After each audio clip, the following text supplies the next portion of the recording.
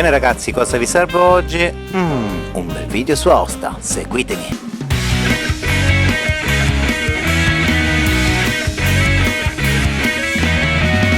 Come raggiungere la Valle d'Aosta? Beh, abituati a viaggiare in aereo, ammetto che mi ha stupito venire a scoprire che la piccola regione montana d'Italia non avesse un aeroporto convenzionale e assegnato all'ENA, bensì possiede solo un aeroporto privato. Difatti, qui iniziamo le nostre curiosità. Per poter accedere al suddetto aeroporto sono necessari determinati permessi, abilitazioni e requisiti del veicolo. E quindi, in soldoni, per poterla raggiungere via aereo bisogna appoggiarsi agli aeroporti di Torino oppure quello di Milano. Ovviamente si può anche andare in treno oppure, in base al punto di partenza, anche in auto. Ma iniziamo il nostro tour per questa settimana bianca in Valle d'Aosta e iniziamo dalla capitale, Aosta. Se arrivate in auto munitevi di pazienza perché parcheggiare in centro non sarà proprio semplicissimo, ma probabilmente sono stato io a essere un po' sfigato, come sempre. Il centro di Aosta si gira in un paio d'ore. Grazie all'acquisto del biglietto cumulativo di 8 euro si avrà la possibilità di vedere tutte o quasi le attrazioni principali. Definita a mio avviso impropriamente come la Roma delle Alpi, Aosta è una città che venne fondata nel 25 a.C. in età augustea. Quello che potremo trovare è comunque sorprendente. Iniziamo il nostro tour con l'Arco Augusto, un'opera risalente appunto al 25 a.C. ed era una delle porte d'ingresso dell'ormai fu Augusta Praetoria Salassorum. Addentriamoci in città e percorrendo le strade principali che mantengono lo stampo urbanistico romano raggiungiamo Porta Praetoria, un perfetto esempio di struttura difensiva romana perfettamente conservata. Ammirabile è l'ingegno architettonico romano. Difatti, oltre al cancello principale usato da cavalli e bighe, vi sono ben visibili due accessi laterali usati dai pedoni. Davvero particolare. Se si pone attenzione si possono anche intravedere tracce del marmo che rivestiva la struttura, anche se sono parecchio rovinati. Ma voltiamo a destra ed entriamo nel sito dell'anfiteatro romano. Si tratta di alcuni resti sempre risalenti al 25 a.C., ma che dimostrano come fosse evoluto questo insediamento. Questo teatro, simile per così dire a quello di Pompei, visto che era presente qui un tetto, poteva contenere ben 4.000 spettatori. Immaginate che folla! Si può poi continuare con un rapido sguardo ai resti del foro romano, di cui resta ben poco, ma che dà comunque l'idea dell'antica urbanistica, che è sempre stata ben preservata nei secoli. Lasciamo per un attimo il mondo dell'antica Roma per andare a vedere una meraviglia romanico-rinascimentale, la cattedrale di Santa Maria Assunta e San Giovanni Battista. La struttura fonde nella sua architettura lo stile romanico e quello rinascimentale neoclassico. Di forte impatto è la magnifica facciata interamente dipinta. Nella lunetta posta nell'architrave della porta vediamo una scultura che rappresenta l'Ultima Cena. Ai lati invece è possibile vedere diversi passi della vita di Gesù bambino, come l'Annunciazione, la nascita e la presentazione di Gesù al Tempio. Varie sono le decorazioni in terracotta, come anche vari sono i richiami alla famiglia Savoia, che qui aveva proprio il suo ducato. Entrando, la chiesa si presenta in maniera molto austera, ma spicca subito il grande crocifisso datato 1397.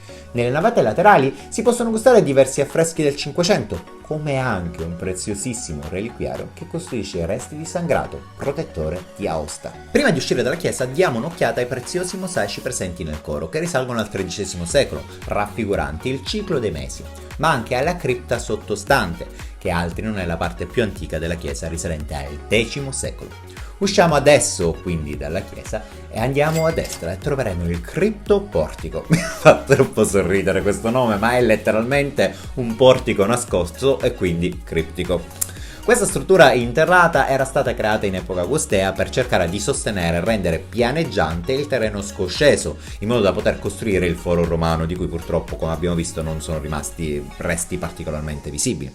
Questa struttura si suppone veniva anche utilizzata come magazzino e risulta essere anche un'altra testimonianza dell'ingegno romano. Ma proseguiamo adesso il nostro cammino e poco distante, sfruttando sempre il nostro biglietto cumulativo di 8 euro, andremo a vedere il piccolo museo archeologico, dove sono presenti interessanti ricostruzioni di Aosta, appunto la Aosta romana, oltre alla presenza di alcuni resti che sono stati trovati in loco. Prima di concludere la panoramica su Aosta, spostiamoci un attimo dal centro per vedere i resti delle mura di cinta risalenti anche questi in età augustea. come anche l'ormai nota Torre del Lebroso, che nasce come una vecchia torre di guardia romana che poi venne riutilizzata e modificata come un palazzo. Viene detta Torre del Lebroso perché nel 1773, dopo l'acquisto della struttura, questa venne utilizzata da Pietro Bernardo Guasco da Oneia, un lebbroso appunto posto lì in quarantena fino alla morte per evitare che questi contagiasse tutta la popolazione. Quindi adesso dai, poco distante dalla Torre del Lebroso facciamo capolino a Piazza Émile Chanteux, che potremmo definire la piazza principale della città. Qui possiamo trovare un elegantissimo municipio, che è appunto il municipio di Aosta, che è davvero elegante ed è un palazzo del 1800 in stile neoclassico. Concludiamo dunque il nostro giro ad Aosta e andando a sfruttare ancora per una volta il biglietto cumulativo di 8 euro, andiamo a vedere i resti della chiesa paleocristiana, che si trova poco distante dal museo archeologico. Diciamo pure che della chiesa rimane ben poco e bisogna utilizzare molta, ma molta immaginazione.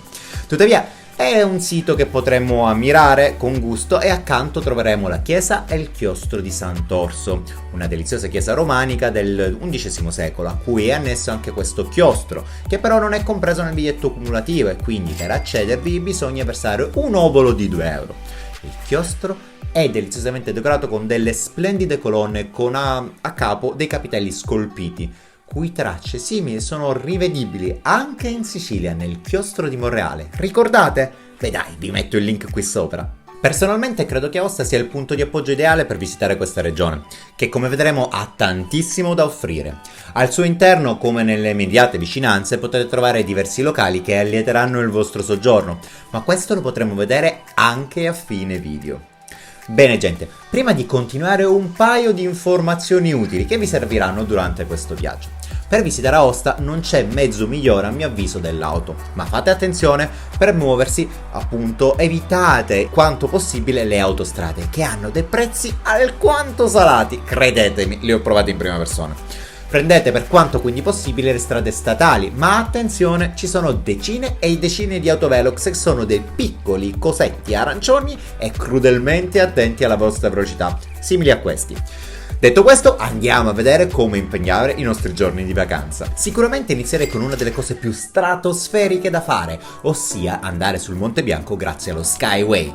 Dirigiamoci dunque verso Courmayeur e facendo circa 34 km partendo appunto da Aosta, raggiungeremo questa fantastica funivia che vi porterà a 3463 metri d'altezza. Personalmente vi consiglio di fare come ho fatto io, comprare il biglietto del punto più elevato, ossia punta Elbron, per 1463 metri, godersi il panorama per poi scendere e godersi anche la parte intermedia, ossia il pavilion, 2173 metri. Vi consiglio di vestirvi con giacche a vento impermeabile, quindi a strati. Guanti e cappello saranno fondamentali se volete farvi delle foto e non morire. E al costo di sembrare vostra madre, lasciatevi dire, copritevi bene. Ad ogni modo, la vista è indescrivibile e mozzafiato. Penso che le immagini parlano da sole, no? Salire sulla funivia è un'emozione unica, anche se un po' troppo affollata, ma giunti nelle terrazze rimarrete stupiti. Il vento è molto forte e freddo e saranno un po' fastidiose queste condizioni, ma non potete non emozionarvi. Prima di scendere a Pavilion prendete l'ascensore e raggiungete Rifugio Torino per avere delle altre photo opportunity, che per chi volesse vengono anche organizzate anche delle sessioni di sci o di arrampicata con delle guide, ma ovviamente bisogna avere l'attrezzatura adeguata, la preparazione e pagare degli extra. Prima di scendere comunque date anche un'occhiata alla libreria più alta d'Italia, un primato che ho trovato davvero simpatico. Ora scendiamo dai e andiamo al Pavilion. Anche se tutto circondato da neve e come ho già detto siamo a 2173 metri, credetemi che sentirete addirittura caldo e potrete anche abbronzarvi. Qui è il posto ideale per fare un break. Personalmente vi consiglio di portarvi il pranzo a sacco, ma ci sono anche dei bar qualora vogliate. Se non prendi il bombardino a curva, non sei nessuno. Sì. Qui al Pavilion potrete passeggiare indisturbati, circondato dalla meraviglia della natura. La vista appunto è fantastica, la temperatura è decisamente più gradevole, insomma, decisamente un must to see. Ad ogni modo, a completamento della visita montanara qui potrete vedere anche la storia di questa funivia, un piccolo museo minerario e non solo. Non vi sono limiti di tempo per rimanere nel pavilion, quindi sarete liberi di organizzarvi come desiderate. Tuttavia, Appena siete sazi di montagna, scendete a valle e visto che siete già lì, non potete perdervi Courmayeur. Si tratta della città montana più apprezzata dai VIP, la cosiddetta perla delle Alpi. Qui, se volete sentirvi anche voi very important people e fare schiattare di invidia alle vostre persone su Instagram, non negatevi una passeggiata lungo le vie di questo piccolo centro montanaro, pieno di negozi scintillanti e ristoranti stellati. Ma state tranquilli, qui almeno l'acqua dalle fontane è gratis. Vari sono gli scorci che vi faranno apprezzare questa piccola cittadina, ma sono certo che il punto di forza del luogo siano appunto i servizi offerti, perché l'impatto visivo è comunque bello ma non particolare. Tuttavia non lascia indifferente nessuno. Un'altra giornata sicuramente la si deve dedicare alle ciaspolate. Se non sapete sciare come me e non volete vendere un rene per attrezzatura, skypass e lezioni, vi consiglio di optare appunto per le ciaspolate, che sono un altro modo decisamente valido per potersi godere la neve qui ad Aosta. Addentriamoci quindi nel parco del Gran Paradiso, che si estende lungo diverse vallate. Andate sul sito www.lovvda.it e troverete l'escursione più adatta a voi. Noi personalmente abbiamo optato in primis per una ciaspolata notturna presso la valle di Remest Notre Dame. Ma essendo per l'appunto notturna, ci siamo dedicati in primis alla scoperta della valle di Cogne. I paesini non distano molto da Aosta, tuttavia percorrere queste strade non è semplice e quindi dovete calcolare circa 45 minuti di tragitto. I paesaggi sono fantastici e guidando con prudenza ci si gusterà una bellissima gita montana. Cogne è un altro piccolissimo paese, noto per la sua immensa pista di sci di fondo. Il paese è un punto di appoggio appunto per gli amanti del trekking montano, ma anche appunto per le ciaspolate, come ho pure già detto, per gli sciatori, il luogo perfetto per le famiglie. Cogne è un fantastico luogo per le famiglie, visto l'allestimento di una sorta di parco giochi a tema sci, dove i più piccoli possono divertirsi in tutta sicurezza. Ma andiamo alla nostra ciaspolata notturna a Remem Notre Dame. Raggiunto questa vallata, abbiamo incontrato la nostra fantastica guida, che oltre ad aiutarci con l'attrezzatura ci mostrava tutte le meraviglie montane. Camminare con le ciaspole non è difficile, ma stacca parecchio, quindi iniziate gradualmente. La zona di Remem Notre Dame è zona di lupi, ma non temete, non sono per niente pericolosi per l'uomo. Purtroppo noi non abbiamo avuto fortuna e non abbiamo visto gli animali, ma abbiamo visto molte orme della fauna locale. Abbiamo visto le orme di volpi, lepri bianche montane, stambecchie ed ovviamente anche lupi. Non so se le immagini così riescono a trasmettervi l'emozione, il sentirsi in completa relazione con la natura, ma credetemi, è stata un'esperienza unica. Quello che è stato affascinante è anche stato vedere il cielo stellato, che per problemi miei tecnici non sono riuscito a riprendere, ma credetemi che era davvero simile a questo presente in questo video, perché vi era totalmente assenza di inquinamento luminoso, un'esperienza davvero unica e da non perdere. Ma continuiamo il nostro itinerario e cambiamo totalmente registro. Tra le varie experience da fare nella Valle d'Aosta certamente vi è quella di citare la visita al bordo di Entrambles, un piccolo centro montano a meno di mezz'ora da Aosta che è circondato dai monti della Valle del San Bernardo. Questo paese regala appunto una esperienza davvero unica ai suoi visitatori, visto che Entrambles, infatti, oltre a far parte del percorso della via francigena, è un luogo pieno di opere d'arte moderna di diversi artisti. Davvero divertente fare questa sorta di caccia al tesoro per trovare tutte queste opere che si trovano sparse nelle varie viuzze del paesino. Sicuramente è un qualche cosa da fare, una passeggiata piacevole da non farsi scappare, visto che fa anche ufficialmente parte dei borghi più belli d'Italia, secondo appunto il sito ufficiale. Tuttavia la Valle d'Aosta ha molto altro da offrire, infatti con mia enorme sorpresa ho scoperto che qui ci sono un sacco di castelli medievali meravigliosi. Visitarli tutti è davvero difficile perché sono davvero appunto tanti e come potete vedere da questa cartina sono lontanucci l'uno dall'altro, quindi sta a voi scegliere quali visitare, ma sicuramente quelli che sono o comunque personalmente definirei imperdibili sono... scusate, torno subito. Dicevamo, iniziamo il nostro tour dei castelli. Il primo castello è il castello Amavils, a pochissimi chilometri da Aosta. Si trova questa elegantissima struttura che originariamente nasce come un forte nel 1207 d.C., per poi ingentilirsi e divenire un'elegante opera rinascimentale sotto il possesso della famiglia Challant. La struttura oggi è adibita a museo con la collezione dell'Académie Saint-Anselme d'Aoste ed è davvero elegante sia esternamente che internamente e dona al paesaggio un meraviglioso skyline. Un consiglio, potrete visitarlo andando verso Cogno o per esempio sicuramente porlo come prima tappa di un tour castellano. Continuiamo con il castello di Fenice. Spostandoci verso est si imboccherà letteralmente la via dei castelli e quindi partiamo da quello di Fenice. La struttura esterna è classicamente medievale, torri, merlature e tanta pietra, che rende la struttura inespugnabile e anche imponente. Sorto nel XII secolo, la struttura era di proprietà della famiglia Chaland, famiglia che governava tutta la zona, essendo i vassalli dei Savoia e del loro ducato. Interessante da sapere che la struttura ha avuto ben 3 fasi, una in cui era soltanto un forte, una seconda in cui è stato ingentilito e reso residenza nobiliare, per poi passare in una fase di declino in cui il castello venne acquisito da dei contadini e che lo usarono come addirittura una fattoria. Seppur tutti gli eredi sono andati persi, le sale affrescate permangono. L'impatto visivo è davvero emozionante, tanto che si viene proiettati nel Medioevo ed inoltre la visita guidata permette di scoprire tantissime curiosità che vi lasceranno davvero sbalorditi. Continuando per la via dei castelli verso est troveremo il castello di Sogn, anch'esso appartenente alla famiglia Chaland, vassalli dei Savoia. Si tratta di una struttura del 1400, sede del tribunale della zona e dimora anche ufficiale dei Chaland.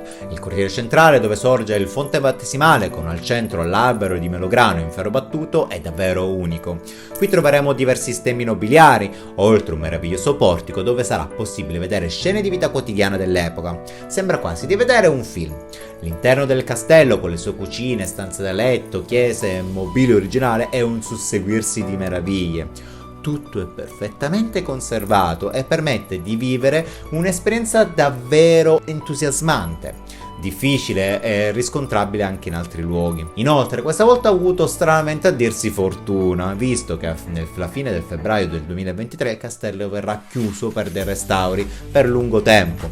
Quindi questa potremmo quasi definirla un'esclusiva per Der Urlauber. Tra i castelli più distanti vi è la fortezza di Bar. Non è appunto un castello, ma è una fortezza militare risalente all'XI secolo. La struttura si sviluppa in 3 livelli posti a 400-465 metri di altezza e si estende per più di 2000 metri quadri.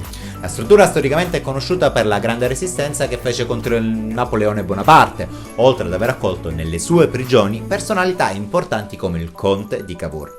Nella storia più recente il castello è stato anche scenario del film Marvel Avengers Age of Ultron, dove il castello venne trasformato in una piccola cittadina chiamata Sokovia. Il forte fu scelto come sede dell'Idra, che è l'acerrima nemica dello Shield, luogo in cui il barone von Stuke poté contare sulla collaborazione di 2 gemelli con i superpoteri. Vi dice niente? Scarlet Witch e Quicksilver? Beh, i nemici nerd sanno di cosa sto parlando. La struttura viene anche adibita come sede di mostre di arte moderna o mostre itineranti e risulta essere davvero un centro di impareggiabile valore storico-artistico, seppur molto spoglio ed austero. Uscite dal forte e non fatevi sfuggire la passeggiata lungo il delizioso borgo medievale che conserva la storica architettura medievale, regalando ottime Instagram opportunity e good vibes. Inoltre questo meraviglioso borgo fa ufficialmente parte dei borghi più belli d'Italia e qui nella Valle d'Aosta, oltre a far parte del percorso della via Francigena, quindi non potete farvelo scappare. Ma adesso scusatemi nuovamente. Le sorprese in Valle d'Aosta non sono di certo terminate. Difatti questa meravigliosa regione è anche una splendida regione termale e quindi come non godersi una meravigliosa giornata di relax presso le Cucci Terme di Pré-Saint-Hitler? Bene, tuttavia prima di spogliarsi e mettersi a bagno per farsi cucinare in una delle vasche riscaldate dirigetevi verso l'orrido di Pré-Saint-Hitler. Si tratta di un'opera ingegneristica creata nel 2013, creata appunto per ricreare un percorso verso la grotta dove è possibile vedere le sorgenti termali, diciamo, direttamente alla fonte. Si tratta di una terrazza su uno strapiombo di ben 160 metri che permette una vista unica della valle e viene detta orrido perché fa paura, no? Per l'altezza. Purtroppo in inverno la passerella è chiusa ed anche se non è scritto neppure nei siti ufficiali, i locali mi hanno detto che è aperto solo ed esclusivamente dalla primavera in poi, quindi bisogna attendere. Dirigiamoci dunque dentro le rinomate Cucci Terme. Al costo di 62 euro potete ricevere un ingresso giornaliero, che vi darà quindi la possibilità di avere un accappatoio, un telo e delle ciabatte, oltre alla possibilità di fare tutte le vasche, saune e via dicendo, dove appunto anche il percorso e anche un aperitivo. Si tratta di una struttura con diverse vasche riscaldate, saune e relax. Qui infatti, oltre a crogiolarti tra idromassaggi, potrai soffrire dei prodotti di altissima qualità offerti dalla struttura per far docce rigeneranti e massaggi facciali attraverso dei video tutorial davvero istruttivi. Credetemi che la vostra pelle vi ringrazierà. Qui sarà anche possibile fare diversi pacchetti che includono, se è il caso, anche massaggi total body, pranzo ed eventualmente pernottamento. Insomma, è il perfetto viaggio di benessere per ogni esigenza. Andare alle Cucci Terme infatti è davvero una coccola, è il luogo perfetto per riposarsi e rigenerarsi durante una vacanza.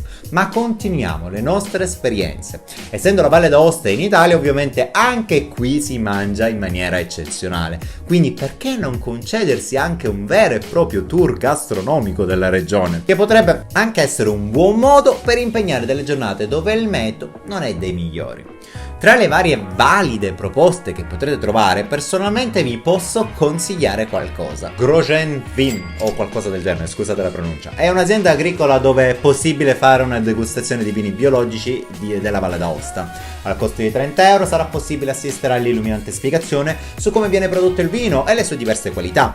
Davvero emozionante è stato vedere tutto il processo di fermentazione e di imbottigliamento, ma sicuramente la parte migliore è stata la degustazione dei vini. Il tutto fatto in abbinamento con dei prodotti locali davvero di altissima qualità. I vini della Valle d'Aosta sono e risulteranno comunque lievemente aciduli e secchi per via delle proprietà minerarie del terreno. La cura e il dettaglio e l'amore della curatrice, nonché anche proprietaria, vi regalerà un'esperienza indimenticabile, credetemi.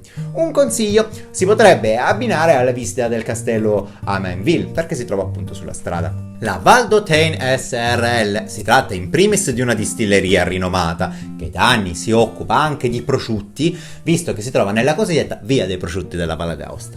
La deliziosa spiegazione di come funziona questa storica distilleria e dei vari prodotti che essa produce è davvero interessante. Considerate che proprio qui viene lavorata la vinaccia proveniente dai poderi di Dolce & Gabbana.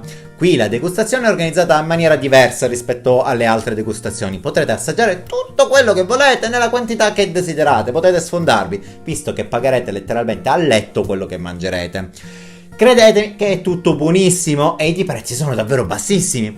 I prosciutti sono fantastici, sia cotti che crudi, ma la vera specialità ovviamente sono i liquori, che sono davvero unici. Le grappe della collezione sono pluripremiate e gli altri distillati, nonché anche gli amari, sono davvero di un sapore fantastico.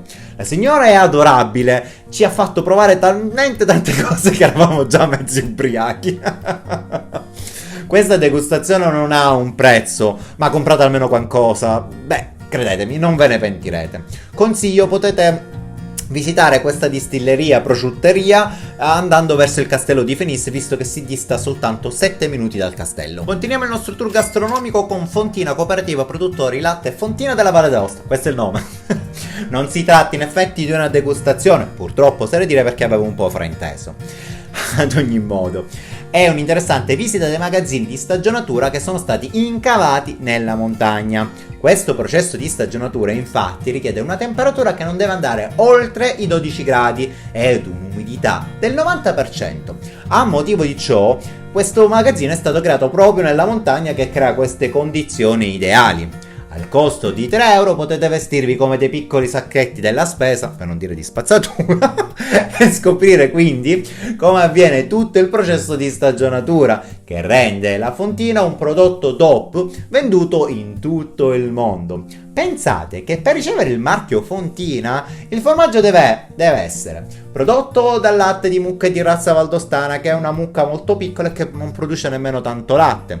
La forma deve essere compatta di 7 massimo 8 kg e la pasta del formaggio deve essere priva di bolle d'aria. Infatti, qualora ci sia uno di questi elementi che non c'è, il formaggio non viene detto Fontina, ma chiama solo formaggio valdostano. Insomma, i controlli sono tanti e il sapore, beh, che ve lo dico a fare, il sapore è unico. Ovviamente potete comprare anche lì la fontina, nonché altri formaggi valdostani e credetemi, il prezzo e l'esperienza vale il viaggio. Tuttavia le esperienze gastronomiche della regione non sono terminate, difatti qui ho potuto mangiare in alcuni ristoranti davvero speciali che voglio appunto consigliarvi. Iniziamo dalla Casa Ciucca. Si tratta di un piccolissimo locale chiamato Casa Ubriaca per via della forma irregolare della struttura. Si trova questo locale alle spalle del Forte di Bar. Questo locale propone una cucina locale davvero molto casalinga, un ottimissimo rapporto qualità-prezzo, i piatti sono abbondanti e golosissimi. Continuiamo con l'Atelier 26. È una raffinatissima cucina francese deliziosamente spiegata dalla dolcissima proprietaria bretone. I piatti sono gourmet e dal sapore davvero eccellente. Qualità-prezzo è ottima, così come anche entusiasmante è la scelta dei vini. Si tratta di un'esperienza culinaria davvero unica e da provare, visto anche il grande influsso francese qui nella Valle d'Aosta. Andiamo adesso nell'osteria dell'Oca. Si tratta di una classica osteria decorata con delle deliziose oche. La cucina locale è molto saporita e casereccia. Porzioni sono abbondanti e anche di ottima qualità, quindi un ottimo rapporto qualità-prezzo. Si trova al centro di Aosta ed è semplice da raggiungere. È un locale da tenere d'occhio, senza pretese e dalla buona qualità. Locanda Bellevue, assolutamente da fare appena uscite dalle terme di Pré-Saint-Dietler. La cucina tipica è valdostana, a cui si affianca anche una pizza cotta al forno a legna, che non sembra per niente male, anzi direi che è proprio invitante.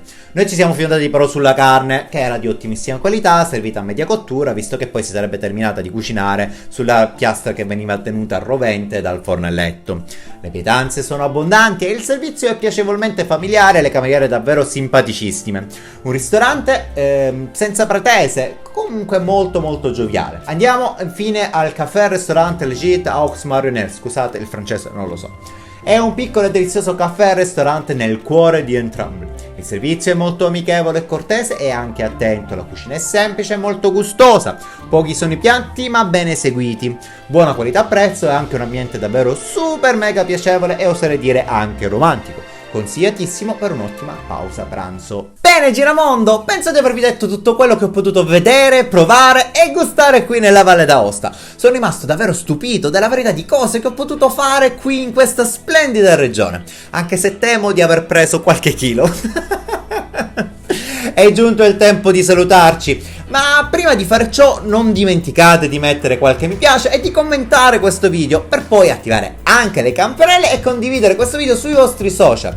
Insomma, ciao e ricordate, la vita è davvero troppo breve per non concedersi un viaggio, quindi viaggiate. Ciao!